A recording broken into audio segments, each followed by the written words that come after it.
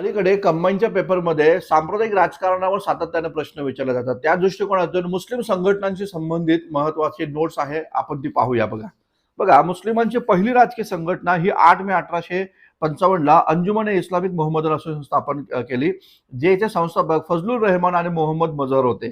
त्याचबरोबर 1863 साली Mohammedan literary society स्थापना झाली, अब्दुल लतीफ खान यांनी या ठिकाणी केली. याचबरोबर सायंटिफिक सोसायटी, जिला विज्ञान समाज म्हटलं गेलं, सर सय्यद अहमद खानने 1864 साली स्थापन केली आणि 1870 ला डब्ल्यू हंटरद्वारे इंडियन मुसलमान्स या नावाचा एक ग्रंथ निर्माण करण्यात आला. लक्षात घ्या. याच ग्रंथाच्या आधारावर पुढे जाऊन मोहम्मदन अँग्लो ओरिएंटल स्कूलची स्थापना 24 मे 1875 ला झाली. सर सय्यद अहमद खाननी ही संघटना स्थापन केली. याचबरोबर सेंट्रल नॅशनल मोहम्मदन असोसिएशन 1876 साली सय्यद अमीर अलीने स्थापन केली. या संघटनेचं वैशिष्ट्य की संघटनेने सरकारी नोकरीत मुस्लिमांसाठी विशेष सवलतीची मागणी सर्वप्रथम केली. याचबरोबर Mohammedan civil service fund association 1884 साली सर सय्यद अहमद खान स्थापन करतात आणि मोहम्मदन एज्युकेशनल कॉन्फरन्स 1886 साली सर सय्यद अहमद खानच्याच नेतृत्वाखाली ही देखील संघटना स्थापन झाली.